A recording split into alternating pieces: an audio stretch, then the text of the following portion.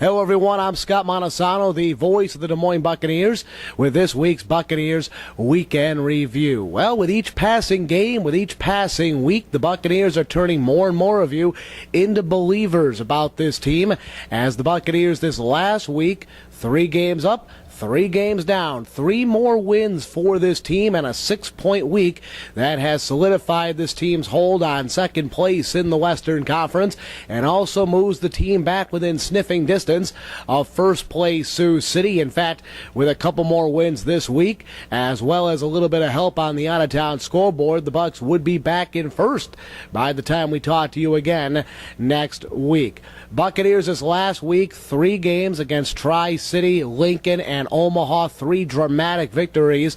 And let's all be honest with one another, they're the 3 types of games that the Buccaneers in many of the last 7 years would have lost. They would have found a way to lose instead of finding a way to win. And even if they'd won one of the games, they definitely wouldn't have won all 3 of them. You look at Wednesday night, the team in past years wouldn't have held on for the win. Well, this year the team does.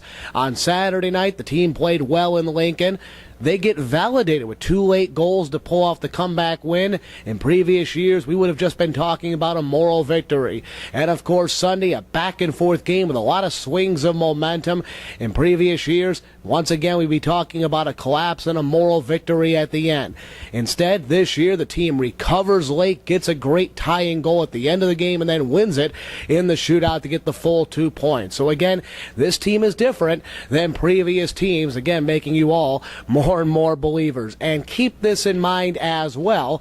As we end the month of November, the Buccaneers are right now sitting in second place. Since the USHL went to this skimmed-down playoff format a few years ago, since then, at the end of November, only twice have teams who weren't in the playoff picture at the end of November made the playoffs. What that means? Well, the Bucs are in pretty good shape here at the end of November. They're in a playoff spot. Long way to go, but statistics and history are on their side. They're going to be able to hold on to a playoff spot. Looking back at this last week on Wednesday night, the Buccaneers picking up the win against Tri-City. Of course, always good to win on Thanksgiving Eve because that makes the turkey taste that much more succulent on Thanksgiving Day. The key on Wednesday, as a lot of you were here would know, was that penalty kill at the end of the game. The Buccaneers had built a 4-1 lead in the third period. Tri-City came back, made it 4-3, and then the Buccaneers had to kill off a major penalty for the last 4 minutes and 19 seconds to hold on and get the win. They hold on with a great penalty kill against the league's number 1 power play unit in Tri-City. That makes it even more impressive. Then on Saturday night, the Buccaneers go to Lincoln to take on the Lincoln Stars.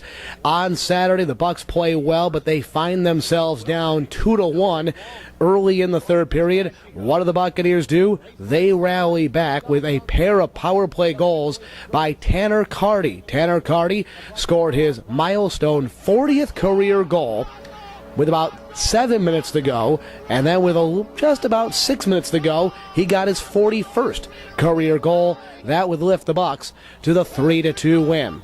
And then, of course, on Sunday, a lot of fun on Sunday. Buccaneers jumped out to the 3-0 lead, only to see Omaha, which has been one of the hotter teams in the USHL for the last month. They come storming back. Eventually, Omaha has a 4-3 lead early in the third, and the Buccaneers having trouble generating offensive chances against a very good Omaha defense. But at the very end, with less than a minute to go in regulation, Patrick Grosso able to tie the hockey game up, send us in to overtime. We'd play a scoreless 5-minute overtime, go to the shootout. And in the shootout, Ryan Ruck was perfect in the shootout as the goalie. Meanwhile, offensively, Georgi Gorodeski would bury his shot with a sick move, and Mark Pataccio would score the skate-off winner to give the Buccaneers the full 2 points. So a 6-point week for the Buccaneers, who again are in second place in the Western Conference. Buccaneers are back in action this week. A home game on Friday and a home game on Saturday night. Friday night, $1 pop and popcorn. And then on Saturday night, it's Aldi t-shirt giveaway night. So come here early. Make sure you get one of these great t-shirts that are being presented by Aldi Grocery Stores. All right, everybody. We'll see you at the arena later this week.